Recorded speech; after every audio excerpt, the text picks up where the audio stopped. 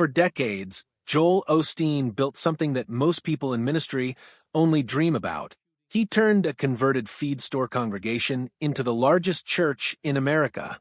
He wrote books that sold millions of copies. He smiled his way through scandals that would have finished lesser public figures. He became a brand, a symbol, a phenomenon. But the road that carried him to those heights has grown increasingly difficult to walk, and the weight of everything that has accumulated over the years is no longer easy to ignore. The man who made hope his message is now facing something that even his signature optimism may not be able to reframe. Joel Scott Osteen was born on March 5, 1963, in Houston, Texas, the fourth of 5 children born to John Osteen and Dolores Doty Osteen. His father was not an ordinary man. John Osteen had been a Southern Baptist minister before he was even 18 years old, holding degrees from John Brown University, Northern Baptist Seminary, and a Doctor of Divinity from Oral Roberts University. But the defining moment in John's spiritual life came in 1958, when his newborn daughter Lisa was born with a condition resembling cerebral palsy. That crisis shook the family at its foundation and changed John's theology entirely. He embraced charismatic Christianity, left the Southern Baptist Convention, and on Mother's Day, May 10, 1959, he founded Lakewood Church. It started in a converted, abandoned feed store on the outskirts of Northeast Houston with around 90 people in attendance. Nobody there that day could have imagined what it would one day become. Joel grew up in the shadow of that ministry, but he never seemed like the child destined to carry it forward. He graduated from Humble High School in 1981 and enrolled at Oral Roberts University to study radio and television communications. That chapter ended after just one semester. He returned to Houston in 1982, not to preach, but to help build Lakewood's television ministry from behind the scenes. For the next 17 years, he stayed there, out of the spotlight, directing production, building the broadcast operation, and turning the church's programming into something that reached viewers in nearly 50 countries. His father asked him to preach many times over those years. Joel always said no. His mother preached. His sister Lisa preached. Joel did not. That pattern seemed permanent until January 1999 changed everything. John Osteen had been dealing with serious heart and kidney problems, and once again he asked Joel to fill the pulpit. Joel declined, as he always had, but minutes later he called back and said yes. On January 17, 1999, at 35 years old, nervous, and wearing a pair of his father's shoes for emotional support, Joel Osteen preached his first sermon to a congregation of around 6,000 people. His father listened from his hospital bed over the phone. Nurses later told Joel that his father had never seemed so proud. 6 days later, on January 23, 1999, John Osteen died of a heart attack at age 77. That timing struck Joel deeply. He later reflected on what it meant that the first sermon he ever delivered happened to be the last Sunday of his father's life. Even after that loss, the decision to step into the senior pastor role did not come easily. He remembered the internal battle clearly, the voice in his head asking whether he was crazy, and the quieter feeling underneath it, all saying he was supposed to step up anyway. On October 3, 1999, Joel Osteen was formally installed as Lakewood's senior pastor, with Victoria named co-pastor. At first, he tried to preach the way his father had, with force and fire. It did not fit. A few months in, he found a different direction, one rooted in a personal conviction that his purpose was to be himself rather than a copy of John Osteen. What followed was one of the most dramatic growth stories in modern American religious history. The 8,000-seat sanctuary could no longer hold the crowds gathering under Joel's leadership. In December 2001, Houston City Council approved a 30-year lease between the city and Lakewood Church for the former Compaq Center, the 16,800-seat arena that had once been home to the Houston Rockets. Lakewood agreed to pay $1.88 million in prepaid rent while also pouring approximately $95 million into renovations, financed largely through a $100 million loan from Bank of America. On July 16, 2005, Lakewood opened its new home. The grand opening drew around 56,000 people, with Texas Governor Rick Perry among the notable guests. Weekly attendance eventually settled between 43,000 and 52,000 people, making Lakewood the largest church in the United States by any honest measure. Then in March 2010, Houston City Council voted 13-2 to sell the property outright to Lakewood for just $7.5 million. In December 2023, Joel tearfully announced from the stage that the $100 million Bank of America construction loan had finally been paid off in full. The ministry he built online and on television was equally massive. His broadcasts aired in more than 200 American markets and reached an estimated 100 million households domestically, while also reaching audiences in over 100 countries. On social media, he accumulated roughly 30 million Facebook followers, 10 million on the platform formerly known as Twitter, 7 million on Instagram, and 3.6 million YouTube subscribers. And alongside all of that, he became one of the most commercially successful religious authors in American history. His first book, Your Best Life Now, published in October 2004, debuted at #1 on the New York Times self-help bestseller list, stayed there for more than 2 years, and sold over 8 million copies worldwide. His second major book, Become a Better You, published in October 2007, reportedly commanded an advance exceeding $8.5 million. Altogether, Joel published 7 #1 New York Times bestsellers, with a total catalog of more than 25 books spanning 2 decades. In 2005, Osteen announced he would stop drawing his $200,000 annual salary from Lakewood, choosing instead to support himself through book royalties, speaking fees reportedly around $50,000 per outside appearance, and other media ventures. That decision made headlines. His personal fortune has been widely estimated at around $100 million, though, as Snopes has noted, circulating net worth figures are not always grounded in verifiable primary sources. What is easier to confirm is his real estate.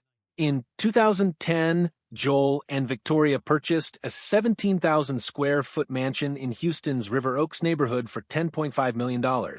The estate includes 6 bedrooms, 6 bathrooms, 3 elevators, 5 fireplaces, a guest house, and a pool, with current estimates placing its value between $14 million and $16 million.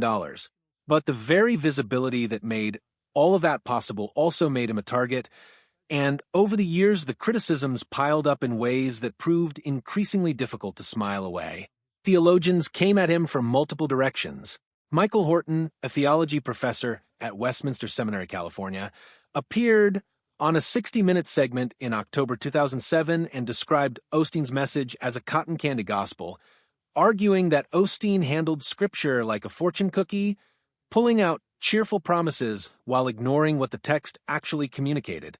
John MacArthur, pastor of Grace Community Church, went considerably further, calling Osteen a pagan religionist and a quasi-pantheist, arguing that Jesus barely appeared in his message except as decoration to quiet critics. MacArthur mocked the phrase, "your best life now," by saying the only way it could genuinely be your best life is if you were headed to hell.